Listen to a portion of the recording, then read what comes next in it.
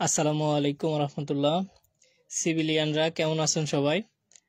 আজকে চতুর্থ semester civil ডিপার্টমেন্টের খুবই একটা গুরুত্বপূর্ণ সাবজেক্ট কনস্ট্রাকশন প্রসেস 2।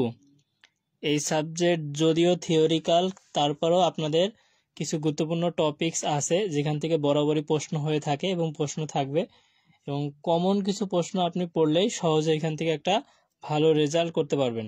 এজন্য আপনাদের লাইভটা শুরু করছি। আলহামদুলিল্লাহ।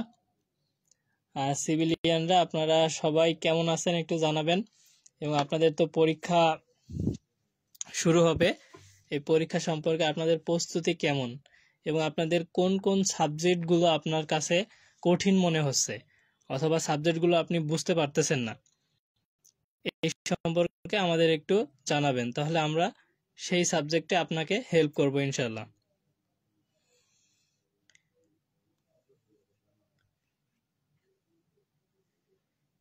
হ্যাঁ সিভিলিয়ানরা আপনারা কে কোন পলিটেকনিক ইনস্টিটিউট একটু জানাবেন, ঠিক আছে?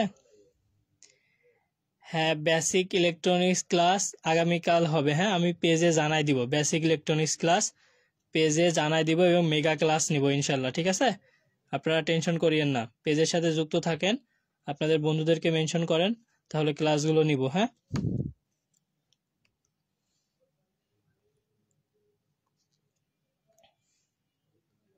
আমার কথা স্পষ্ট শুনতে পাচ্ছেন আপনারা? লাইভে যারা যুক্ত আছেন একটু আমাদের পলিটেকনিক গুলো একটু কমেন্ট করবেন।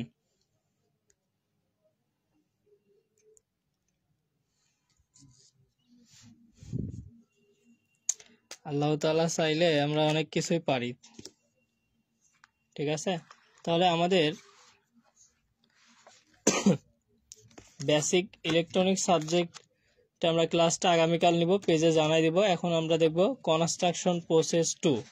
এই সাবজেক্টটা খুবই গুরুত্বপূর্ণ সাবজেক্ট, এবং আমরা কিভাবে সহজে শেষ করব সেটা আপনাদের জানাবো ইনশাল্লাহ, ঠিক আছে?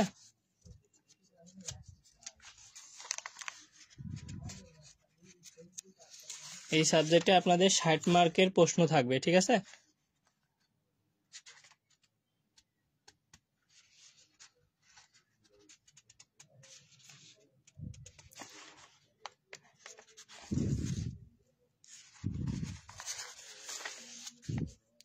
দেখেন,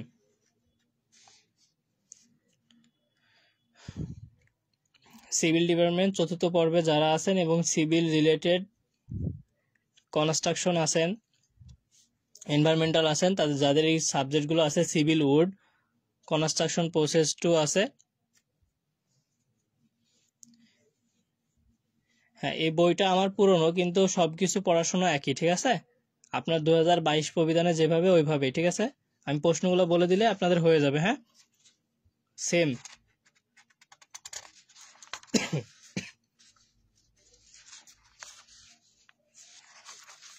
আর এই সাবজেক্টটা খুবই গুরুত্বপূর্ণ, ঠিক আছে? তাহলে প্রথমেই আমি আপনাদের সাথে একটু শেয়ার করি।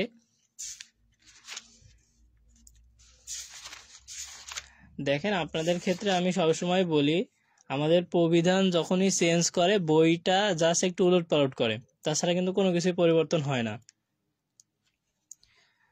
অবশ্যই আমাদের সাজেশনগুলো হচ্ছে পেইড সাজেশন, কারণ আমরা আপনাদেরকে প্রত্যেকটা বইয়ের অধ্যায় ভিত্তিক অতি সংক্ষিপ্ত, সংক্ষিপ্ত, রচনামূলক সুন্দর করে টাইপ করে গোছানোভাবে ডক্স ফাইল করে আপনাদেরকে সাজেশনগুলো দেই, পিডিএফ ফাইল করে। আমাদের সময়, অর্থ সবকিছু তো ব্যয় হয়, এই জন্য আমাদেরকে তো পেইড করতে হবে এটা। তাহলে এখান থেকে দেখেন, কনস্ট্রাকশন প্রসেস 2 এ প্রথমে যে আমাদের 1 নম্বর অনুশীলনী আছে, এইখান থেকে আপনি যেটা পড়বেন, মোস্ট ইম্পর্টেন্ট প্রশ্ন, আর্টস বলতে কি বোঝায়, ঠিক আছে? এটা দেখেন, সিভিলিয়ানরা যারা আছেন একটু কমেন্ট করবেন, ঠিক আছে? আপনার পলিটেকনিক লিখে একটু কমেন্ট করবেন। প্রথমে একটা প্রশ্ন অতি সংক্ষিপ্ত দিলাম, আর্টস বলতে কি বোঝায়। আর্টসটা আমি সহজভাবে যদি একটু বলি, আর্টস হচ্ছে এমন একটা জিনিস, দেখবেন হচ্ছে দেওয়ালে দরজা বা জানালা অথবা যে কোনো ওপেনিং এর ওপর ওয়েজ আকৃতি বা ত্রিভুজ আকৃতির যে বিশেষভাবে নির্মিত গোলাকৃতি বা ধনুকৃতি গাঁথনি থেকে আর্চ বা খিলান বলে। ঠিক আছে, আরেকটা এখান থেকে পড়বেন, আর্চ নির্মাণের উদ্দেশ্যগুলো কি কি। আর্চ নির্মাণ আমরা কেন করব? এটার উদ্দেশ্য হচ্ছে নিজস্ব ওজন সহ এর উপর পতিত অন্যান্য ওজনকে বহন করে দুপাশে সাপোর্টের উপর ছড়িয়ে দেওয়া হয়। যারা লাইভে যুক্ত আছেন আলহামদুলিল্লাহ মনোযোগ সহকারে সম্পূর্ণ লাইভটা দেখেন। আল্লাহর রহমতে আপনার এই কনস্ট্রাকশন 2 সাবজেক্টে আপনি A+ পাবেন। শুধু একটু পরিশ্রম করে একটু দেখেন, একটু সময় দেন, আল্লাহর রহমতে ভালো রেজাল্ট করবেন। তারপরে ভৌসর কি, এটা আমার লাগবে না। এখানে আর্চের কি স্টোন কি, মানে এটা কি চাবি এটাকে বলা হয়। ঠিক আছে, এটা আছে আর্চে যে মাঝখানে দেখবেন একটা ইট বা পাথর দেওয়া থাকে, আর্চ ঠিক মাঝখানে অর্থাৎ সর্বোচ্চ বিন্দুতে যে বৃহত্তর ওয়েজ আকৃতির ব্লক স্থাপন করা হয় তাকে কি স্টোন বলে। ঠিক আছে, এটা পড়বেন। আর একটা প্রশ্ন পড়বেন, আর্চ কেন ব্যর্থ হয়। ঠিক আছে, আপনি কেন ব্যর্থ হন বলেন? এই ওয়ান নাইট প্রিপারেশনে কোনো প্রেম চলবে না। ঠিক আছে, শুধু পড়াশোনা চলবে। আর আপনারা এখন অনেক সিনিয়র হয়েছেন, পড়াশোনা করতে হবে। ঠিক আছে, আমরা যারা সিভিলিয়ান অথবা কনস্ট্রাকশন প্রসেস 2 যাদের সাবজেক্ট আছে, লাইভটা আমরা শেয়ার করে দিই বন্ধুদেরকে। আমরা যেমন উপকৃত হবে আমার বন্ধুরাও তেমন উপকৃত হবে। আমার কথাগুলো স্পষ্ট শুনতে পাচ্ছেন আপনারা? একটু জানাবেন। তাহলে এই অধ্যায় থেকে আপনি এতটুকু পড়েন। আর একটা প্রশ্ন যদি বলি, সেটা হচ্ছে সংক্ষিপ্ততে এই চিত্রটা একটু দেখবেন। ঠিক আছে, যে একটি আর্চের পরিচ্ছন্ন চিত্র অঙ্কন করে বিভিন্ন অংশের নাম লেখো। আমি যখন 9-10-এ ছিলাম না, তখন আমি তো টেকনিক্যাল স্কুলের কলেজে ছিলাম, তখন কিন্তু এই চিত্রটা খুব আঁকাইতাম। চিত্রটা খুবই ইম্পর্টেন্ট। ঠিক আছে, এটা আমরা পড়ব।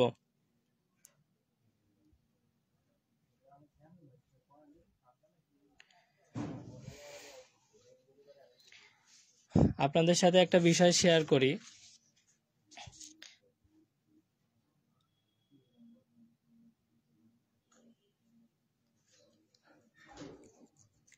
আমরা আপনাদের হেল্প করার জন্যই কিন্তু লাইভে এসে আপনাদেরকে সহযোগিতা করতেছি। আরেকটা বিষয়, আমরা কখনোই ওয়ান নাইট পড়ে খুব ভালো একটা প্রিপারেশন নিতে পারি না। আপনাকে যদি ডিরেক্ট কারিগরি বোর্ড যদি একটা প্রশ্নও দিয়ে দেয়, সেটা সম্পর্কেও যদি আপনার সম্যক ধারণা না থাকে, ভালোভাবে না বোঝেন, আপনি সেটা পড়েও কিন্তু ফেল করবেন। আর আমরা তো আপনাদেরকে দেই কি সাজেশন। সাজেশনটা কি? আমাদের দক্ষতা এবং আমরা বিগত প্রশ্ন বিশ্লেষণ করে যেটা কমন উপযোগী ওইটা আপনাদেরকে দিই আপনাদের ভালোর জন্য, আপনারা যেন ভালোভাবে পরীক্ষাটা দিতে পারেন, একটা ভালো রেজাল্ট করতে পারেন। আমাদের উদ্দেশ্য হতে এটাই। আর সাজেশন আর প্রশ্নের মধ্যে তফাৎটা বুঝতে হবে আপনাকে। আর সাজেশন মানে কি? তার মানে আপনি 1 ঘন্টা পড়েই কি ভালো একটা রেজাল্ট করে ফেলবেন, পাস করে ফেলবেন? পড়াটা তো ইফেক্টিভ হইতে হবে।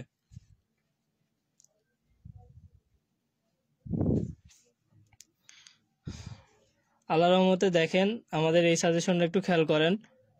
যারা মনে করেন যদি আপনার কাছে ভালো মনে হয়, ভালো লাগে, সময় দিয়ে দেখেন, অন্যথায় তো দেখার প্রয়োজন নেই। কারণ সাজেশন দেখেন আরো তো প্ল্যাটফর্ম আছে না? সবাই তো সাজেশন দেয়, আপনার যেখানে ভালো লাগবে ওইখানে নেবেন। আর কেউই তো আপনাকে সাজেশন ফ্রিতে দেবে না। কারণ আপনিও যদি হন, আপনি একটা জিনিস কষ্ট করে তৈরি করে সময় ব্যয় করে কখনো ফ্রিতে দিবেন? তাহলে দেখেন আমাদের 2 নম্বর অধ্যায় আছে মেঝে, ফ্লোর। এখানে আমরা কি কি পড়ব?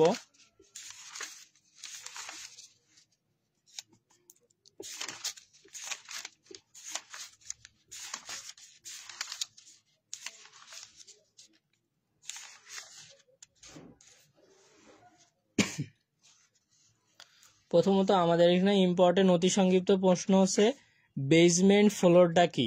দেখেন আমরা যখন বহুতল ভবনে যাই তখন আমরা কিন্তু আপার ফ্লোর, বেসমেন্ট ফ্লোর এগুলো কিন্তু অনেক সময় বুঝিনি। 1 তলা 2 তলা এটা কিন্তু বুঝতে অনেক সময় একটু কষ্ট হয়ে যায়, তাই না?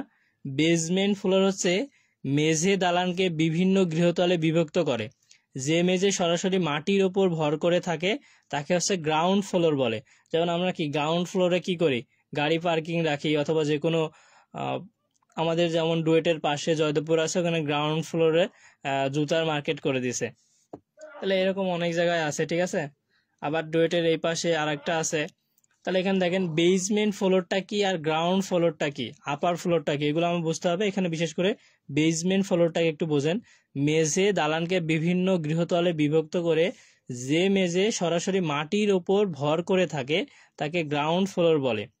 আর মাটি তল অথবা প্লিন্থ লেভেল থেকে নিচের দিকে অবস্থিত ফ্লোরকে বেসমেন্ট ফ্লোর বলে।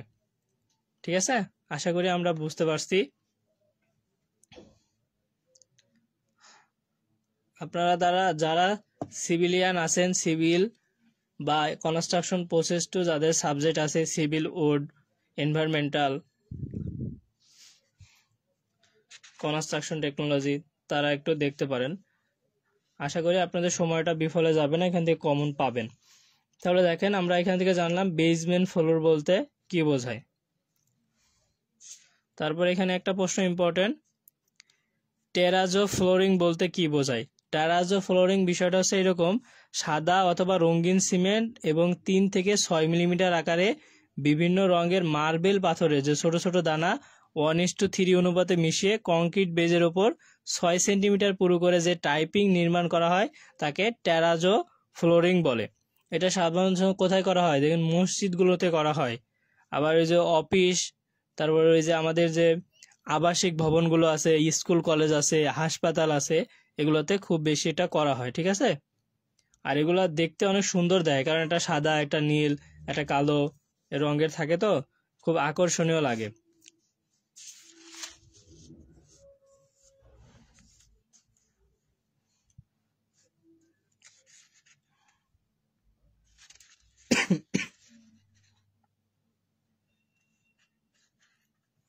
তাহলে আমরা এখান থেকে এটা পড়বো। আর একটা হচ্ছে আমাদের এখান থেকে পড়তে হবে আরসিসি ফ্লোর কত প্রকার এবং কি কি। ঠিক আছে, আরসিসি ফ্লোর 4 প্রকার। একটা হচ্ছে সিম্পল স্ল্যাব ফ্লোরিং, একটা বিম স্ল্যাব ফ্লোরিং, আর একটা রেইনফোর্স ব্রিক ফ্লোরিং, আর একটা ফ্ল্যাট স্ল্যাব ফ্লোরিং। ঠিক আছে,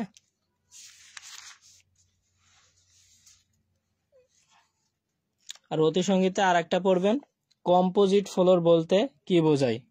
তাহলে এটাই হবে। আর একটা important, very very, column capital এবং ড্রপ প্যানেল বলতে কি বোঝায়।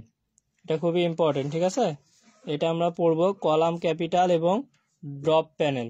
যাদের কাছে বই আছে বইয়ে একটু আঁকায় নিতে পারেন। ঠিক আছে,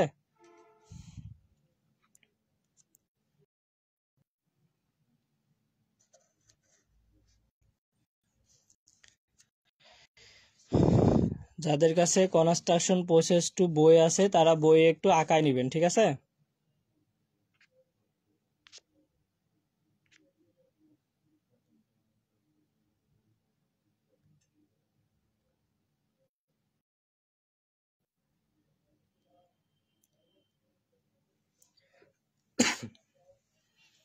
আচ্ছা আপনারা আমার কথা শুনতে পাচ্ছেন, একটু জানাবেন। সংক্ষিপ্ত প্রশ্নতে শুধু একটা পড়বেন যে একটা ভালো মেঝের কি কি গুণাবলী থাকা প্রয়োজন। ঠিক আছে, খুবই ইম্পর্টেন্ট। আর একটা পড়বেন হচ্ছে আপনি যে টেরাজো ও মোজাইক ফ্লোরিং এর মাঝে পার্থক্য কি, খুবই ইম্পর্টেন্ট, টেরাজো আর মোজাইক। ঠিক আছে, মোজাইকটা বিশেষত কিভাবে, যে মার্বেল পাথরের স্ল্যাব যা টাইল দ্বারা নির্মিত কৃত্রিম পাথরের মেঝেকে মোজাইক ফ্লোর বলে। আর টেরাজো বিষয়টা এমন যে মার্বেল পাথরের ছোট ছোট দানার দ্বারা নির্মিত ফ্লোর হচ্ছে টেরাজো। ঠিক আছে, এটা একটু পড়বেন।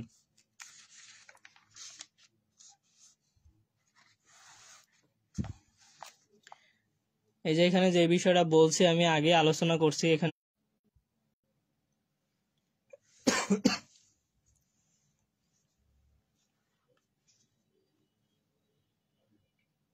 আচ্ছা, তাহলে আমরা এখান থেকে দেখতে পাচ্ছি, ক্লিয়ার আছে, একটু জানাবেন। আমরা যারা লাইভে আছি একটু জানাবো সবাই, ক্লিয়ার দেখতে পাচ্ছি কিনা, কথা স্পষ্ট শুনতে পাচ্ছেন আমার।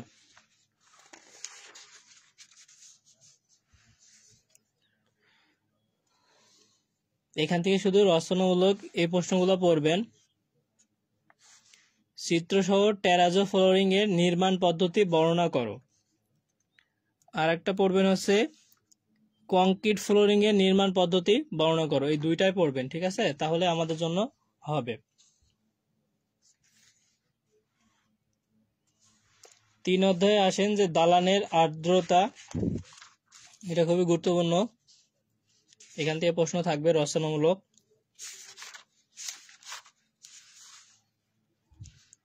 প্রথমত এখানে দেখেন কনস্ট্রাকশন প্রসেস 2 এ এখানে প্রশ্ন থাকবে আর্দ্রতা কি, এটা পড়বো আমরা অতি সংক্ষিপ্ততে।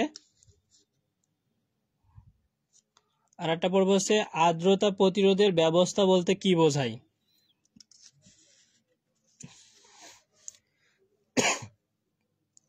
আর ডিপিসি প্রদানের মূল নীতিগুলো কি কি। ডিপিসি কি, ড্যাম প্রুফ কোর্স, এটা কেন দেয়া হয় সেটার মূল নীতি।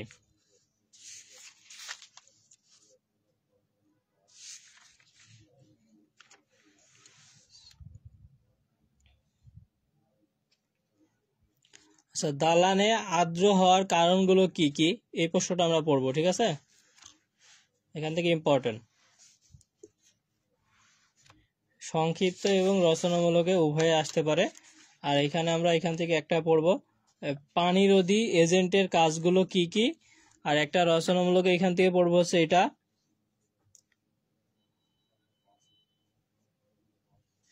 ইমারতে আর্দ্রতা প্রশমনে কি কি ব্যবস্থা নেওয়া হয় বুঝিয়ে দাও অথবা ব্যবস্থাগুলো বর্ণনা করো। এটা আমরা পড়বো এখান থেকে।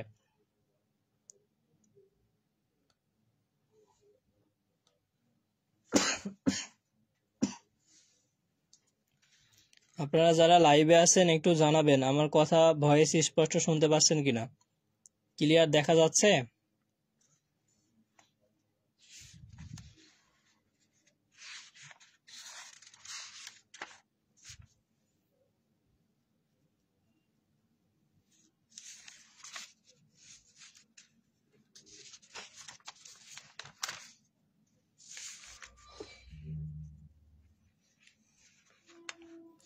চার অধ্যায় এটা পড়বেন যে টারমাইট বিল্ডিং এর কি কি ক্ষতি করে, ঠিক আছে? বা উইপোকা দালানের কি কি ক্ষতি করে। উইপোকার ইংরেজি হচ্ছে টারমাইট, ঠিক আছে? এটা আমরা কি টারমাইট বা উইপোকা কাঠের দরজা জানালা ক্ষতি করে, এটা আমরা পড়বো, ঠিক আছে?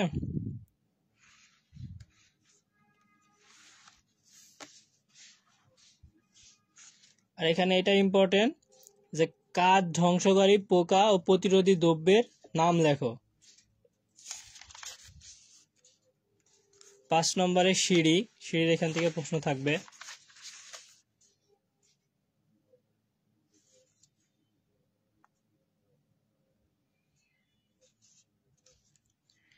হ্যাঁ, অনেকের বইয়ে ম্যাচ না হতে পারে, কারণ এটা হচ্ছে আমাদের আগের প্রবিধানের বই, এখন চলে 2022 প্রবিধান, কিন্তু প্রশ্ন কিন্তু একই, সেক্ষেত্রে জানাতে পারেন।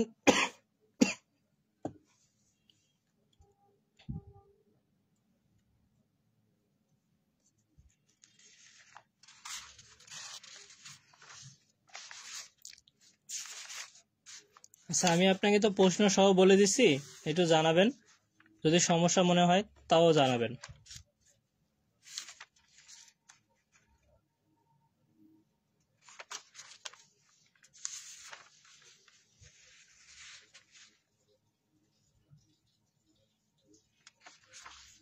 আচ্ছা, এখান থেকে আমরা সংক্ষিপ্ততে একটা ছোট্ট ম্যাথ আপনাকে দেখাই, আপনার কাজে লাগবে এবং সহজ ম্যাথ। যে একটা আবাসিক ভবনের সিঁড়িঘরের মাপ হচ্ছে 5.5 মিটার ইন্টু 2.5 মিটার, 2 মেঝের মধ্যবর্তী দূরত্ব 3.6 মিটার হলে একটি ডগলেগ সিঁড়ির উপরই দৃশ্য অঙ্কন করো, ঠিক আছে?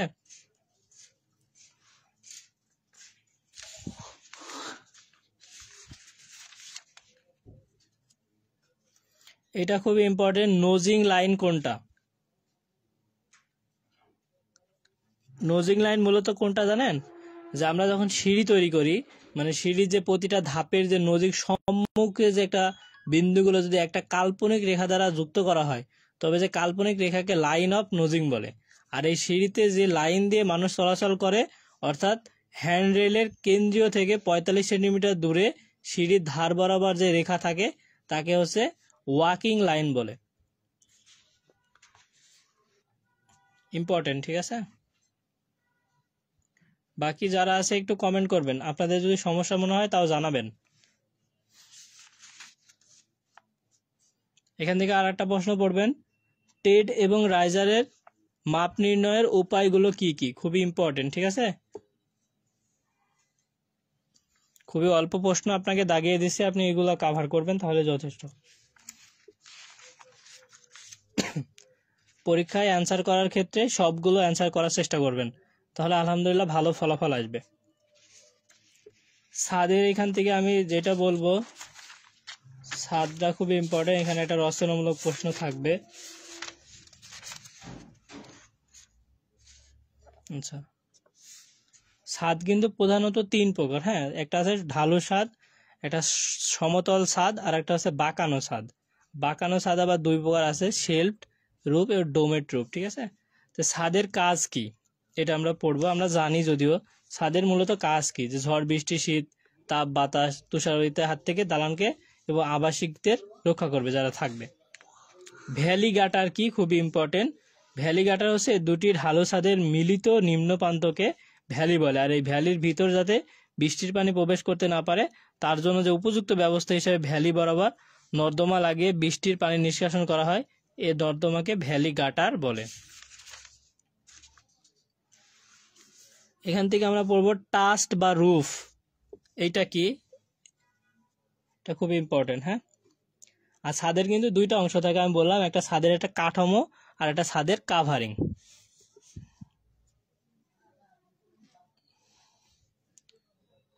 আপনাদের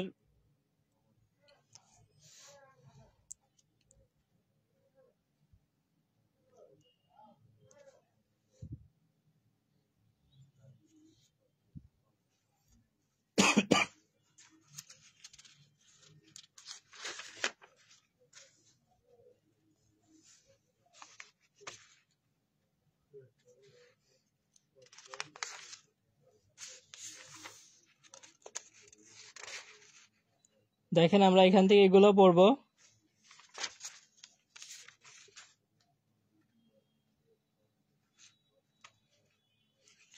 আর এখান থেকে একটা ইম্পর্টেন্ট হচ্ছে এটা ভালো ছাদের কি কি গুণ থাকা প্রয়োজন। আর এখান থেকে একটা কাঠের ট্রাস অপেক্ষা স্টিল ট্রাসের সুবিধাগুলো লেখো, অথবা এটা আসতে হবে, এইভাবে আসতে পারে যে স্টিল ট্রাসের সুবিধা অসুবিধা লেখো, ঠিক আছে, অথবা কাঠের ট্রাসের অসুবিধাগুলো লেখো।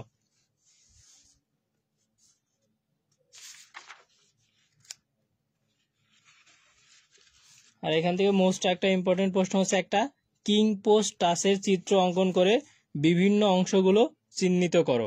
রচনামূলকের জন্য আরো ইম্পর্টেন্ট, হ্যাঁ।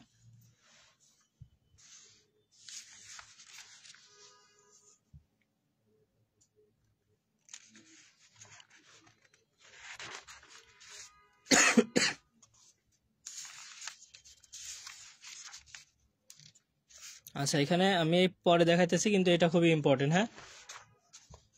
পয়েন্টিং এর প্রকারভেদ, ঠিক আছে। পয়েন্টিং যে 8 প্রকার আছে, flush pointing, recessed pointing, rubbed pointing, beaded pointing, struck pointing, tuck pointing, V pointing, ঠিক আছে। এই পয়েন্টিং এর প্রশ্নটা এখানে আছে, আমি আগেই বলে দিলাম, খুবই ইম্পর্টেন্ট।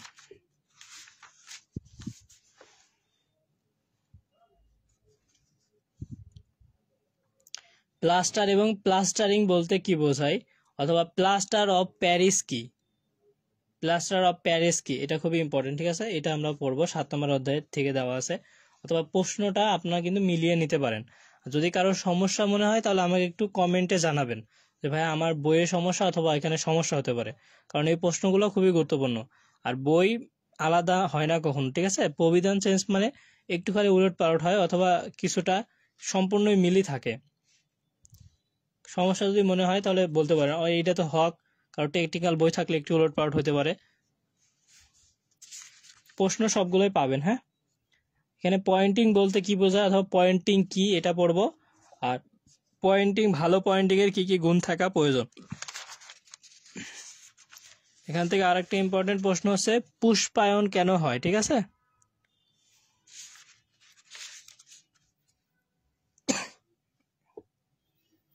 আর এটা আমরা যদিও জানি, তারপর একটু পড়বো ভালো বা আদর্শ প্লাস্টারে কি কি গুণাবলী থাকবে। একটা আদর্শ প্লাস্টার করছেন, মিস্ত্রি দিয়ে প্লাস্টার করলেন, প্লাস্টার পরে দেখছেন ফেটে গেছে, তাহলে কেমন না? তো ভালো প্লাস্টারে একটা গুণ থাকবে, প্লাস্টারকৃত পৃষ্ঠদেশ মিশ্রণ এবং পরিষ্কারযোগ্য হবে, মানে এবড়ো থেবড়ো হবে না। এটা পানি শোষকহীন এবং আর্দ্রতা প্রতিরোধী হবে। এটা শক্ত ও দীর্ঘস্থায়ী হবে। এটা উত্তম কার্যোপযোগী হবে। এটা ব্যাকগ্রাউন্ডের সাথে উত্তম রূপে লেগে থাকবে এবং ঋতু পরিবর্তনে কোনো পরিবর্তন হবে না, যে শীতের সময় আসলো দেখবেন কেমন হয়ে গেছে স্যাঁতসেঁতে, আবার গরমের সময় এলো দেখবেন ফেটে গেছে অথবা একদম অন্যরকম, এমন হবে না।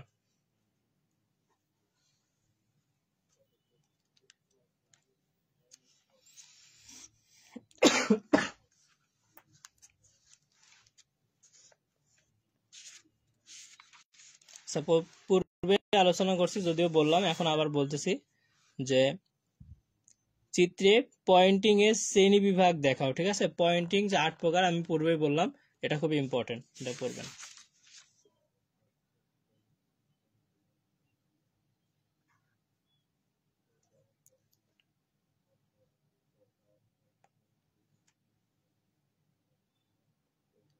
আর আমি বলবো আপনারা যারা লাইভে আছেন, লাইভটা একটু শেয়ার করেন।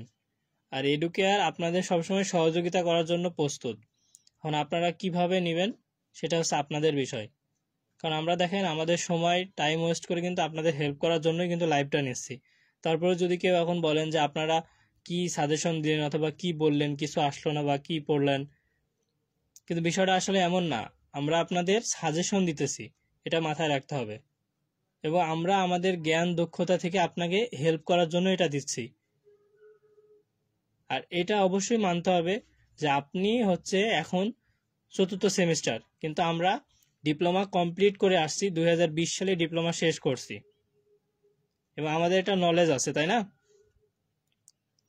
তাহলে আমরা তো না জেনে আপনাদেরকে শেখাচ্ছি না। অবশ্যই আমাদেরকে প্রাধান্য দিতে হবে, আমাদের সাজেশন গুরুত্ব দিতে হবে। আপনার যদি ভালো না লাগে সেক্ষেত্রে আপনি অ্যাভয়েড করতে পারেন, কিন্তু আপনার কাছ থেকে এটা কখনো আশা করব না যে আপনারা কি সাজেশন দেন, আসলো না কেন অথবা আসেনি কেন।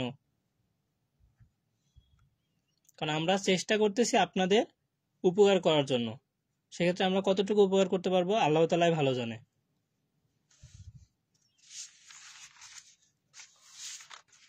আর আমরা আহামরি দেখেন আপনাকে কিন্তু পুরো বই দিয়ে দিচ্ছি না।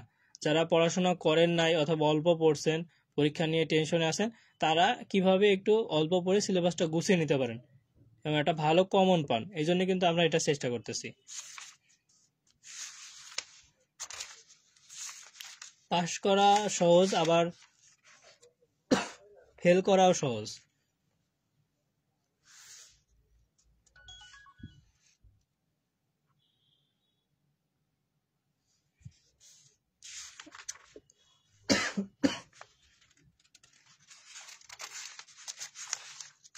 পড়াশোনা ভাই নিজের মধ্যে। আমি যদি একটু ভালো করে পড়ি তাহলে আমি সবসময় একটা ভালো রেজাল্ট করতে পারবো, আমার কখনো ফেল আসবে না। কিন্তু আমি যদি না পড়ি, অন্যের উপরে নির্ভর করি, তাহলে সমস্যা। তাহলে এখান থেকে দেখেন আমি যে প্রশ্নে ইম্পর্টেন্ট দিব সেটা হচ্ছে মূলয়ন এবং টার্ম সাম বলতে কি বোঝায়, এটা খুব ইম্পর্টেন্ট। তারপরে হোল্ড ফাস্ট কি, হোল্ড ফাস্ট এটা দেখেন, যদি আপনি না পড়েন তাহলে বুঝবেন যে ভাইয়া এটা কি আসলো। হোল্ড ফাস্ট জিনিসটা কিন্তু আপনি সবসময় দেখেন, আপনার বাড়িতে যদি কাঠের দরজা বা জানালা থাকে অথবা স্টিলের থাকে, দেখবেন দরজা জানালাকে দালানের সাথে, দেওয়ালের সাথে লাগানোর জন্য দেখবেন জেড আকৃতির, এটা যে ফ্ল্যাট মাইল্ড স্টিল বার অথবা চিকন যে বারগুলো পাওয়া যায়, অথবা একটা রড বলেন যে একটু বাঁকা করে রাখে না জেড আকৃতির, কাঁথুনির মধ্যে যেন ঢুকে দরজা বা জানালাটা আটকে রাখা যায়, এটাই হচ্ছে হোল্ড ফাস্ট। কিন্তু এটা দেখেন নামটা আপনি না জানলে কিন্তু লিখতে পারবেন না। বইয়ের ভাষায় সংজ্ঞায় দেখেন, দরজা জানালার ফ্রেমকে দেওয়ালের সাথে ধরে রাখার জন্য জেড আকৃতির যে ফ্ল্যাট মাইল্ড স্টিল বার ব্যবহার করা হয় তাকে হোল্ড ফাস্ট বলে। এর দৈর্ঘ্য সাধারণত 20 সেন্টিমিটার হয়ে থাকে। তাহলে দেখেন ইম্পর্টেন্ট একটা অতি সংক্ষিপ্ত প্রশ্ন। আচ্ছা, আর একটা হচ্ছে এই যে লুভার্ট দরজা কোথায় এবং কেন ব্যবহার করা হয়।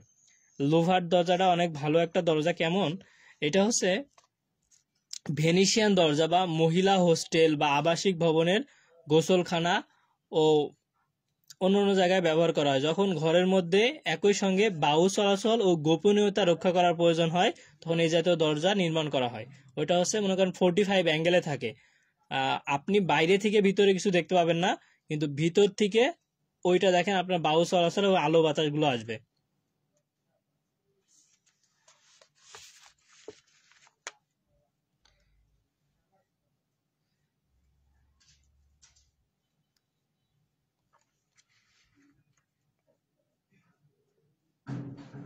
আচ্ছা, এখানে একটা প্রশ্ন দেখেন, 2 পাল্লা 6 প্যানেল দরজা বলতে কি বোঝায়, একটু পড়বেন।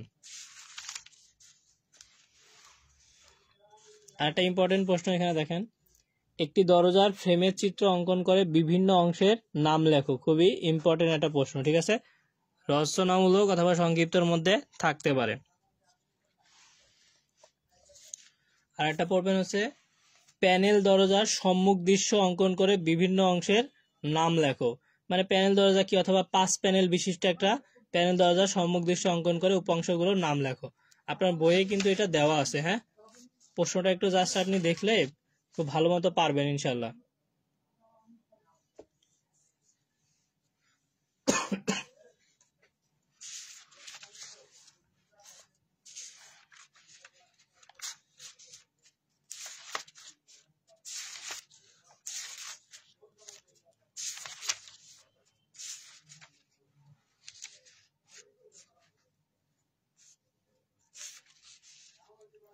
নয় অধ্যায় যে আমার জানালা অধ্যায়টা আছে, এখানে হচ্ছে আমার বে উইন্ড কি বা এটা কেন নির্মাণ করা হয়। বে উইন্ড বলতে জিনিসটা কি? বে উইন্ড হলো যখন কোনো কক্ষের বহিস্থ দেওয়াল বাহিরের দিকে বাড়িয়ে দেওয়া হয়, উক্ত বাড়তি দেওয়াল জুড়ে যে জানালা নির্মাণ করা হয় তাকে বে উইন্ড বলে। ঠিক আছে, উইন্ড মানে তো জানালা। কক্ষের মধ্যে অতিরিক্ত জায়গা পাওয়া বা আলো বাতাস পাওয়ার জন্য, ভবনের সৌন্দর্য বৃদ্ধি করার জন্য ত্রিভুজাকার বা বৃত্তাকার বা আয়তাকার বহু ভুজাকারের যে উইন্ডো নির্মাণ করা হয় সেটা হচ্ছে আমার বে উইন্ড। ঠিক আছে,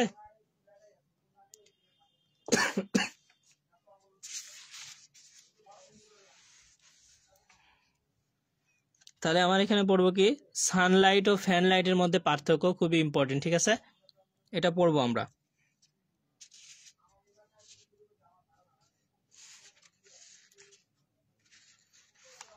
আচ্ছা, বে উইন্ড যদি না বোঝেন তাহলে চিত্রটা একটু ফলো করতে পারেন। বে উইন্ড, এই চিত্রটা একটু দেখেন।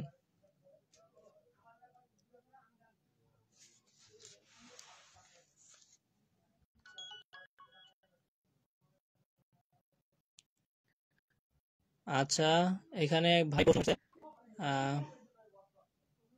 হেডরুমের সংজ্ঞাটা বলেন একটু প্লিজ। হেডরুম ভাই, সিঁড়িঘর, হেডরুম। ঠিক আছে, এটা বলবো, সমস্যা নাই, ক্লাসটা দেখেন।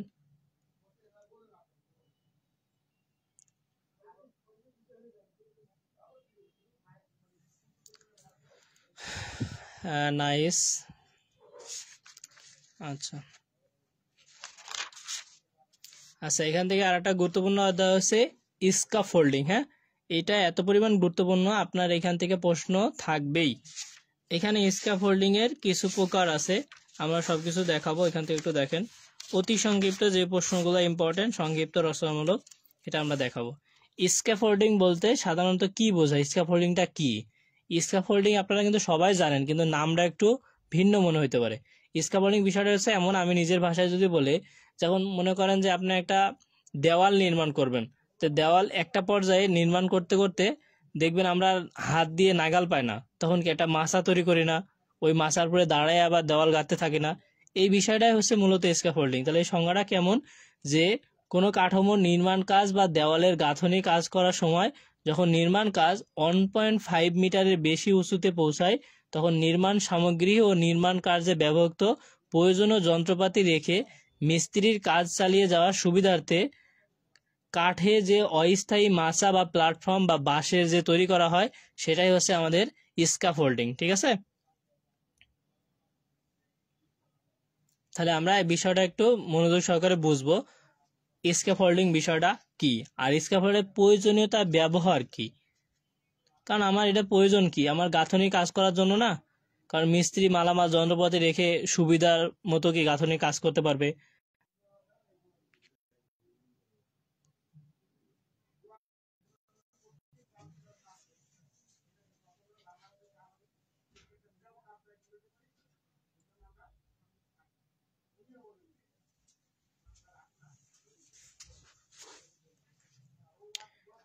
তাহলে আমরা এখান থেকে এটা বলছি। আর স্ক্যাফোল্ডিং এর যে কাজ, স্ট্যান্ডার্ড কি এটার? স্ক্যাফোল্ডিং এর কাজে কাঠামো থেকে 2 হতে 2.5 মিটার দূরে দূরে মাটিতে খাড়াভাবে যে খুঁটি পোতা হয় তাকে স্ট্যান্ডার্ড বলে। হ্যাঁ, এবং স্ক্যাফোল্ডিং এ অস্থায়ী ফ্রেম ওয়ার্কে খাড়া মেম্বারকে স্ট্যান্ডার্ড বলে। হ্যাঁ, এটা আমরা পড়ব। আসসালামু আলাইকুম, কেমন আছেন? আলহামদুলিল্লাহ। ওয়ালাইকুম আসসালাম রহমতুল্লাহ। আলহামদুলিল্লাহ ভাই, ভালো আছি। আপনি কেমন আছেন? ক্লাসটা দেখেন এবং আপনাদের সহপাঠীদের সাথে ক্লাসটা শেয়ার করেন। আর আমার প্রশ্ন বোঝাতে বা আমার বইয়ের সাথে কারো বই যদি না মিলে তাও একটু কমেন্ট করেন আপনারা। এবং আপনাদের জন্য যে সিভিল ডিপার্টমেন্টের সবগুলো সাবজেক্টের শর্ট সাজেশন রেডি করা হয়েছে সেগুলো আপনি সংগ্রহ করে নিতে পারেন। আর অবশ্যই এটা অনলাইন প্ল্যাটফর্ম, আপনাকে পেইড করে সাজেশনগুলো নিতে হবে। আচ্ছা, এখানে ইম্পর্টেন্ট যেটা, শোরিং বলতে কি বোঝায়, ঠিক আছে? শোরিং বিষয়টা কি? শোরিংটা কিন্তু আপনার সবসময় কাজে লাগবে, খুবই ইম্পর্টেন্ট। শোরিংটা আপনারা জানেন, তারপর আমি একটু বলি। শোরিংটা হচ্ছে, মনে করেন যে কোনো কাঠামো বা দেওয়াল পড়ে যাচ্ছে, তাকে হালকা ঠেস বা কোনো কিছু দিয়ে ধরে রাখে না, সেটা হচ্ছে শোরিং। দেখেন, বিপদগ্রস্ত কাঠামোকে সাপোর্ট প্রদান করার জন্য যে অস্থায়ী কাঠামো নির্মাণ করা হয় তাকেই শোরিং বলে। আচ্ছা, বা আন্ডার পাইনিং কি? আন্ডার পেইনিং কেন করা হয় আর আন্ডার পাইনিংটা কি? আন্ডার পাইনিং হচ্ছে বিদ্যমান ভিতরের নিচে যে ভিত দেওয়া হয়, যা বিদ্যমান ভিতের শক্তি বৃদ্ধির জন্য যে ভিত দেওয়া হয় তাকে আন্ডার পাইনিং বলে। বিদ্যমান ভিতের শক্তি বৃদ্ধি করতে আন্ডার পাইনিং দেওয়া হয়।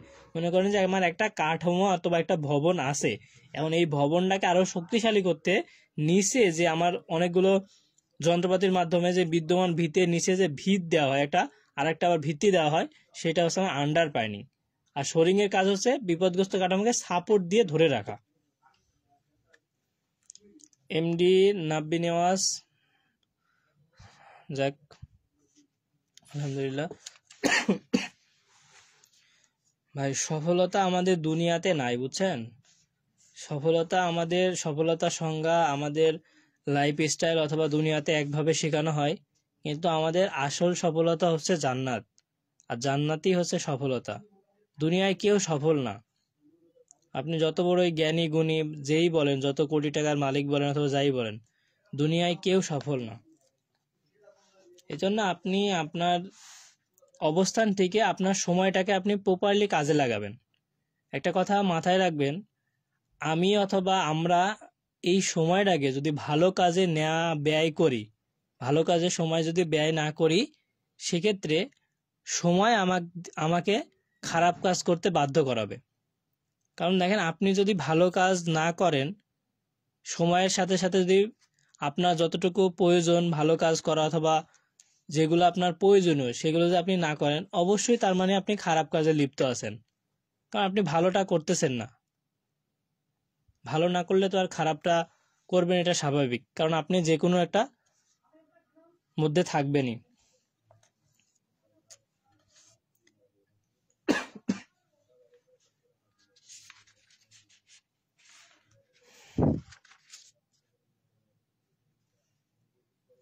হ্যাঁ, আলহামদুলিল্লাহ, শেয়ার করে দেন। যদি সবাই উপকৃত হয় একটু সমস্যা নাই। এবার দেখেন, আমরা আছে ফ্রেমওয়ার্ক। এই যে ফ্রেমওয়ার্কে আমরা অনেক কিছু উলটপালট করে ফেলি, স্ক্যাফোল্ডিং এইগুলো, ঠিক আছে?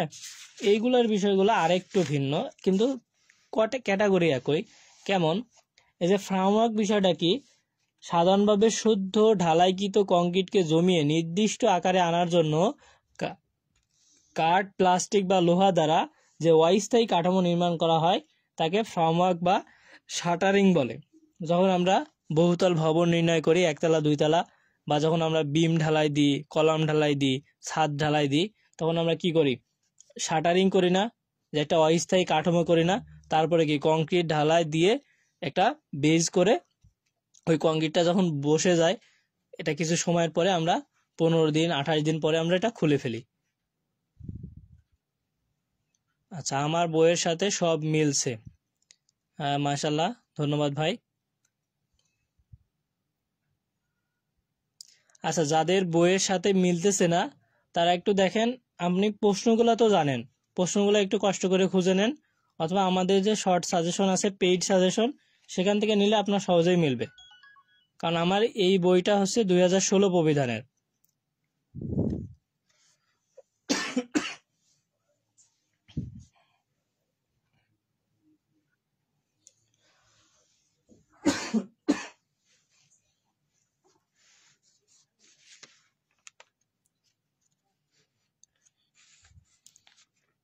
আর আমি তো বললাম প্রবিধান চেঞ্জ মানে বই চেঞ্জ না, ঠিক আছে, ওই একই থাকে সবকিছু, কিছু বোর্ডের কারিকুলাম চেঞ্জ হয়, মার্ক বন্টন চেঞ্জ হয় একটা। তাহলে এখান থেকে মোস্ট ইম্পর্টেন্ট যে প্রশ্নটা হচ্ছে আমাদের, একটা আদর্শ ফর্মওয়ার্কে কি কি গুণাবলী থাকা দরকার, খুবই ইম্পর্টেন্ট। কারণ আপনার ফর্মওয়ার্কটা যদি আদর্শ না হয়, গুণাবলী যদি না থাকে, তাহলে কিন্তু আপনি যে ছাদটা ঢালাই করবেন, হঠাৎ করে দেখবেন ছাদ এয়া না হতে ভেঙে পড়ে গেছে। তাহলে কি কি গুণ থাকা লাগবে? একটা ভালো ফর্মওয়ার্কে অবশ্যই গুণ থাকা লাগবে কেমন, এটা খুব শক্ত হবে, অর্থাৎ ঢালাইকালীন সময়ে সমস্ত প্রকার লোড বহন করতে পারবে। এখন ভাইয়া সমস্ত লোড মানে কি? কংক্রিটের ওজন, কম্পাকশন এবং কিউরিং এবং বহন উপযোগী হতে হবে। ওই যে কম্পাকশন মানে ছাদ যখন ঢালাই দেওয়ার পরে আমরা কি গ্রামের ভাষায় কি বলে, পাটা মারে না, অথবা কি ওইটাকে দৃঢ় করে না, হাইড্রেশন করে, এইটা এই বিষয়টা বোঝাচ্ছি। আচ্ছা, অনেক প্রশ্ন পাচ্ছি না, কোশ্চিনগুলা মিলছে ভাই। আচ্ছা, অনেকের ক্ষেত্রে অনেক সমস্যা হতে পারে। দিলরুবা আক্তার, আপনার বইটা মনে হয় টেকনিক্যাল প্রকাশনী হতে পারে নাকি? আমাদের এটা হক প্রকাশনীর থেকে বলতেছি আমি। আর এটা প্রকাশনী কোনো বিষয় না, প্রত্যেকটা অধ্যায়ে প্রশ্নগুলো এইভাবে দেওয়া আছে, আপনি একটু খুঁজলে পাবেন, অথবা আমি লাইভটা তো রেকর্ডই রাখবো, আপনি একটু আবার একটু দেখে নেবেন। আর আপনাদের এই সাবজেক্টটা একটু থিওরি, কিন্তু অন্যান্য সাবজেক্টগুলো ম্যাথ আছে। আর চতুর্থ সেমিস্টার খুবই গুরুত্বপূর্ণ, আপনাকে খুব ভালোভাবে প্রিপারেশন নিয়েই পরীক্ষা দিতে হবে। আর আপনারা এখন অনেক বড় হয়েছেন, সবকিছুই বুঝেন, সেক্ষেত্রে আপনি যদি কিছু অর্থ ব্যয় করে একটা ভালো রেজাল্ট প্রস্তুতি নিতে পারেন, তাহলে তো আলহামদুলিল্লাহ। কারণ আমরা অনেক টাকা অনেকভাবে নষ্ট করি, কিন্তু পড়াশোনার ক্ষেত্রে ইনভেস্ট করতে চাই না।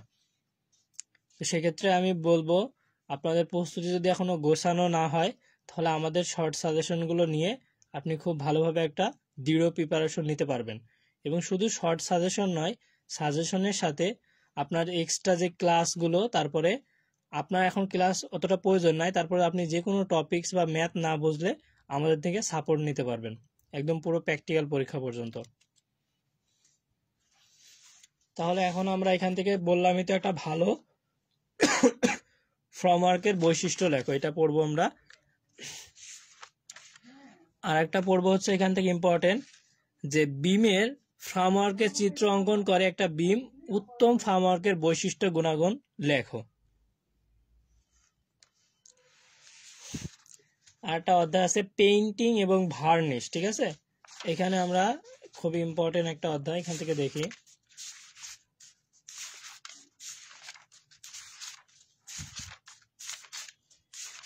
যারা কোনো প্রশ্ন একটু পাইতে সমস্যা হচ্ছে আমাকে একটু জানাইলে আমি আপনাদের হেল্প করব, সমস্যা নাই। তাহলে এখান থেকে যে অধ্যায় আছে, এখানে অতি সংক্ষিপ্ত যেটা পড়বো আমরা,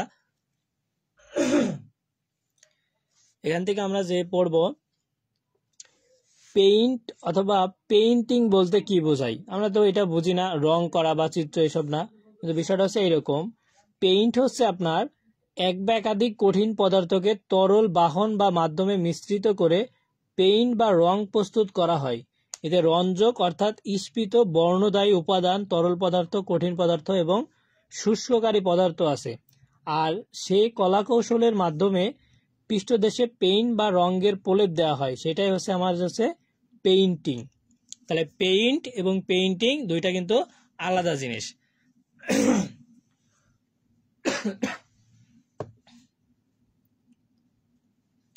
আচ্ছা, হক বই 2022 প্রবিধান, তাহলে তো সমস্যা হওয়ার কথা না। আপনার বই কয়টা অধ্যায় আছে?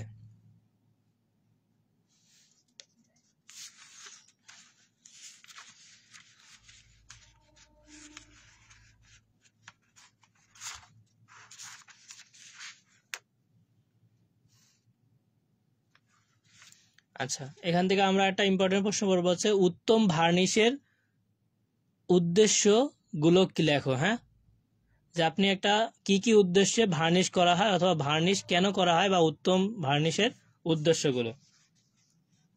আমি ভাবলাম সিভিল ডিপার্টমেন্টের চতুর্থ সেমিস্টারে মানে অনেক স্টুডেন্ট আছে, কিন্তু আপনাদের লাইভের উপস্থিতিটা এতটা দেখতেছি না।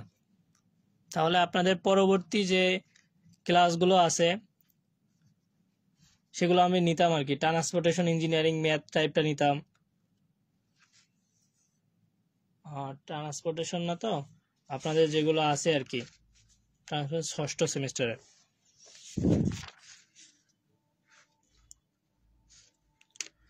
আচ্ছা, এখান থেকে দেখেন সার্ভিং,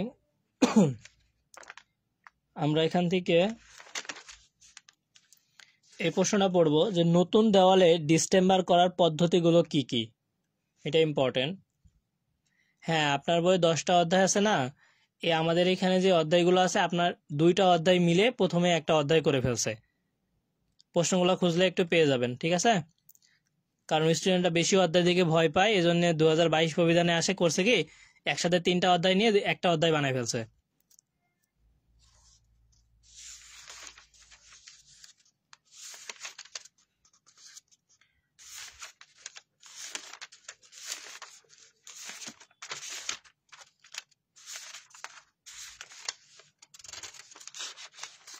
কারণ দেখেন আমার প্রবিধান তো ছিল 2016 প্রবিধান, আর আপনাদের এখন 2022 প্রবিধান চলে। আমি ডিপ্লোমা কমপ্লিট করে ফেলছি 2020 সালে সিভিল ডিপার্টমেন্ট থেকে।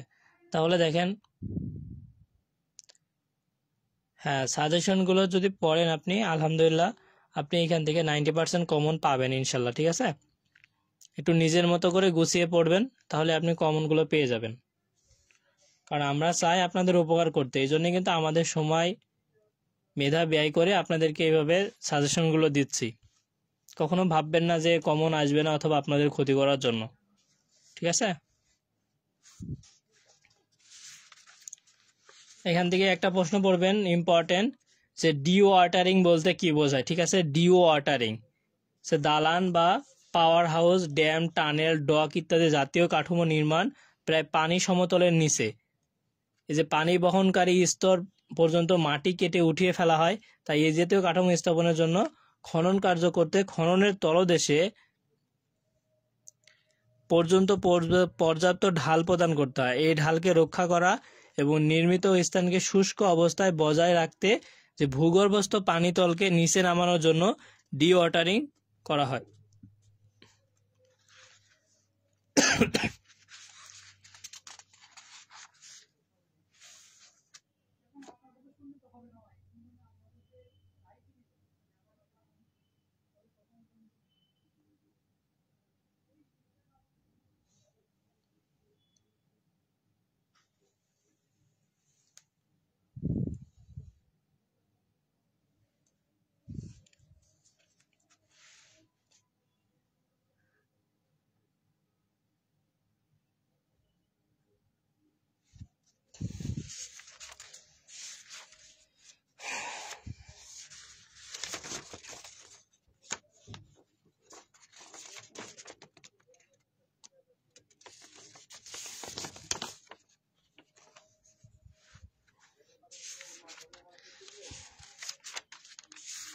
আচ্ছা, আমি প্রশ্ন একটু বলে দিই, এবারে কিন্তু শেষ। হ্যাঁ, যাদের 10 অধ্যায় আছে তাদের একটু কনফিউজড মনে হতে পারে, কিন্তু আপনাদের এখানে প্রশ্নগুলো আছে। হ্যাঁ,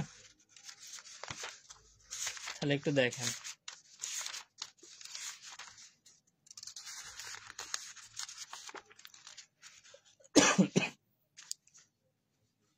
বিল্ডিং সার্ভিসেস বলতে কি বোঝায়, খুবই ইম্পর্টেন্ট।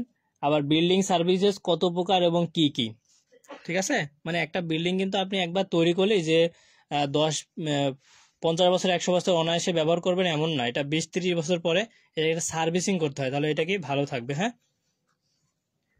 আচ্ছা, যাদের একটু কনফিউজড মনে হচ্ছে আপনারা টেনশন নিয়েন না, একটু জানান তাহলে পরিষ্কার হয়ে যাবেন বিষয়টা।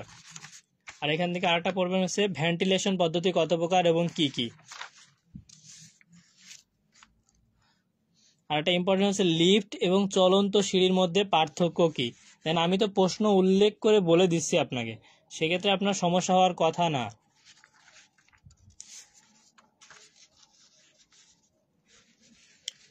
আর একটা দেখেন, আচ্ছা আর একটা ইম্পর্টেন্ট প্রশ্ন হচ্ছে বাড়ির ওয়ারিং এর লেআউটে চিত্রসহ ব্যবহৃত মালামালের তালিকা প্রস্তুত করো, বা একটা দুকক্ষ বারান্দা বিশিষ্ট বাড়ির ওয়ারিং এর লেআউট প্ল্যান সহ দেখাও। হ্যাঁ, এইটাই। আর পরে যেটা আছে বিল্ডিং কোড, এখানে প্রথম যে প্রশ্নটা এটাই ইম্পর্টেন্ট, যে বিল্ডিং কোড বলতে কি বোঝায়। আমাদের যে কোড আছে না, আন্তর্জাতিক পর্যায়ে যে নির্বাসন এবং পরিকল্পনা সুষ্ঠু বাস্তবায়নের উদ্দেশ্যে যে সকল সংস্থা আছে, এসিআই আছে, এগুলো আছে না। তবে দালান উপবিধি বলতে কি বোঝায়, এটা আমাদের ইম্পর্টেন্ট।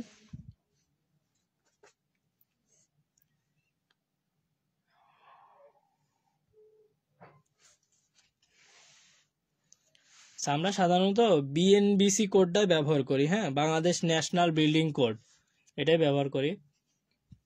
এসে আছে আমেরিকান কংক্রিট ইনস্টিটিউট, আরো আছে এএসটিএম। আচ্ছা, এখানে এটা পড়বেন আবাসিক ভবন প্ল্যানিং এর পৌরসভার নীতিমালাগুলো কি কি নীতিমালা। আর এখান থেকে আর পড়া লাগবে না, আপনারা এই কটাই পড়েন তাহলে কিন্তু আপনার হবে। হ্যাঁ, আর একটা প্রশ্ন এখান থেকে যদি দেই আমি, থার্মাল ইনসুলেশন বলতে কি বোঝায়, এটা পড়বেন। নয়েজ বলতে কি বোঝায়, এটা আর পড়া লাগবে না। হ্যাঁ,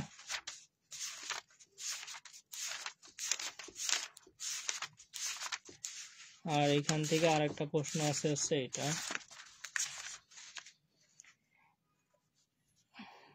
বাঁধের ক্ষেত্রে ফ্রি বোর্ড কি। হ্যাঁ, এটা ইম্পর্টেন্ট।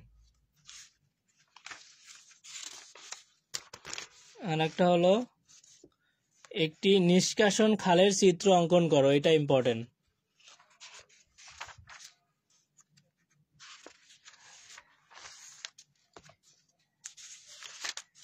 এখান থেকে পড়বেন ব্রিজ এবং কালভার্টের মধ্যে পার্থক্য, ঠিক আছে, এবং কালভার্ট কয় প্রকার আর কি কি, তাহলে আমার ওকে। কি বলছি, ব্রিজ এবং কালভার্টের মধ্যে 4টা পার্থক্য অথবা পার্থক্য, আর কালভার্ট কয় প্রকার কি কি।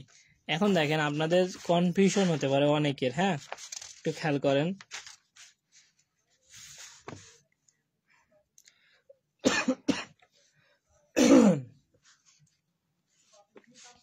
আপনার এখানে কিন্তু 60 মার্কের প্রশ্ন হবে। হ্যাঁ, 60 মার্কের মধ্যে মনে করেন ক বিভাগে কি 1 মার্ক করে থাকবে, 10 মার্ক। আচ্ছা দেখেন, এখানে আমি দেখেন কিছু প্রশ্ন, আপনি যে প্রবিধানে হন এটা সমস্যা না, প্রশ্নগুলো একটু দেখেন। আর্টসের কি স্টোন কি কি, এটা আমার হক প্রকাশনের বই ভাই। হ্যাঁ, নাই অথবা একসাথে করে দিছে, আচ্ছা সমস্যা নাই, আমি এটা ঠিক করে দিবনি। হ্যাঁ, কিন্তু আমি যে প্রশ্নগুলো বলছি আপনার বইয়ের মধ্যে আছে।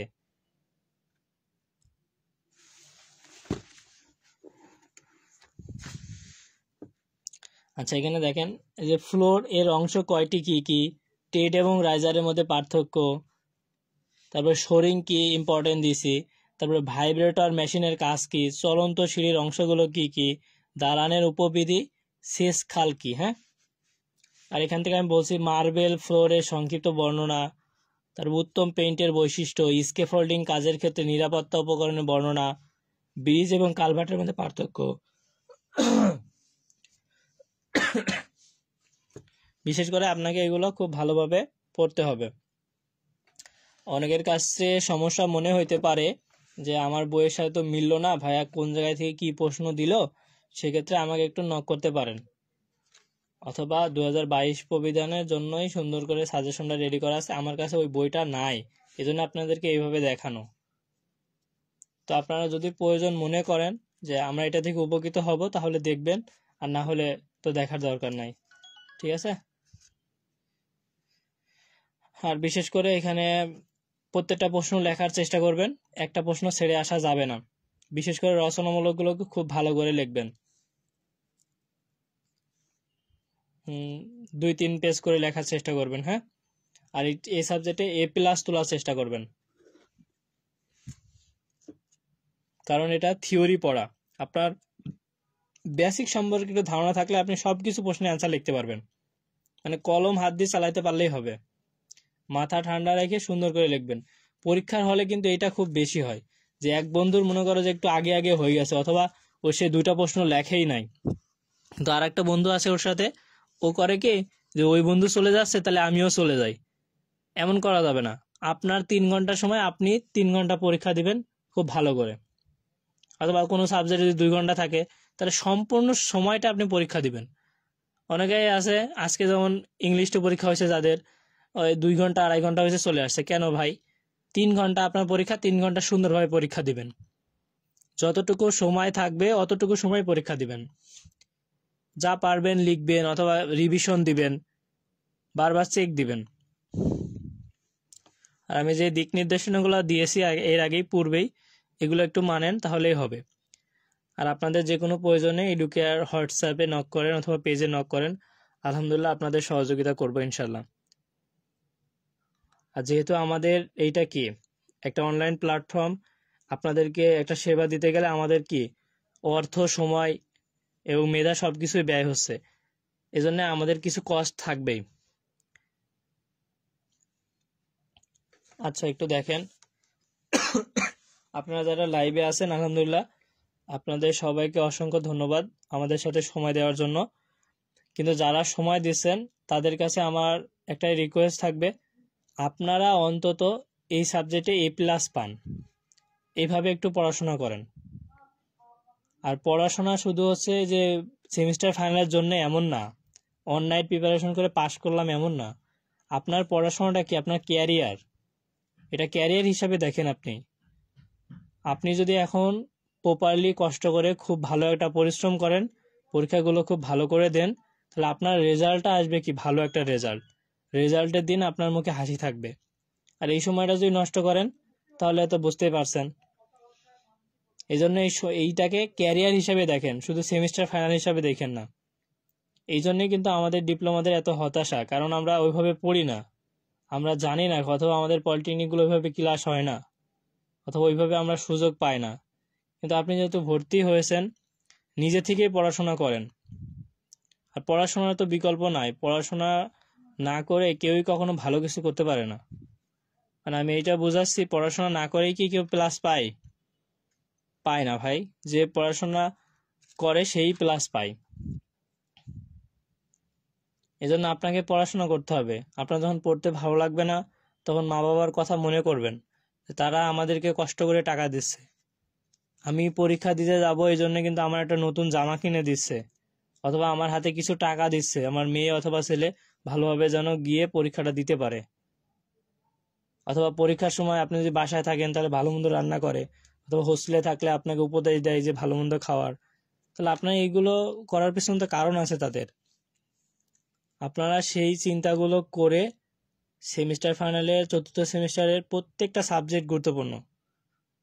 আপনার জিও টেকনিক্যাল সাবজেক্ট খুবই একটা গুরুত্বপূর্ণ সাবজেক্ট।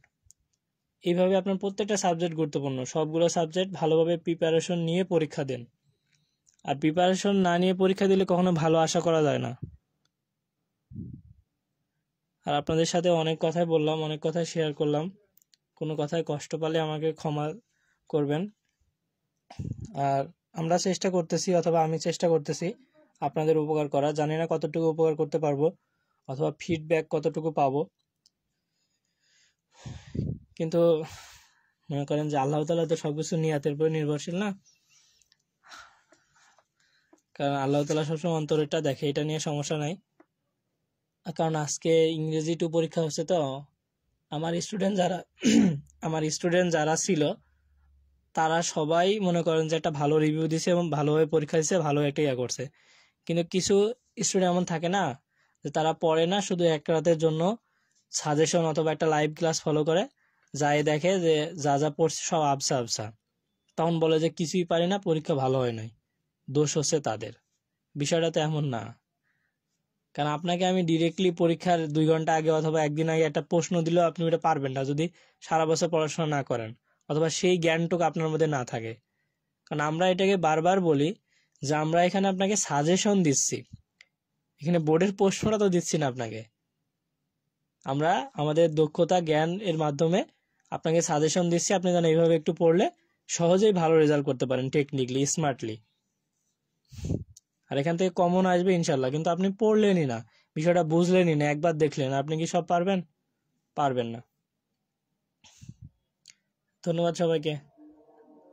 আসসালামু আলাইকুম। আল্লাহ হাফেজ।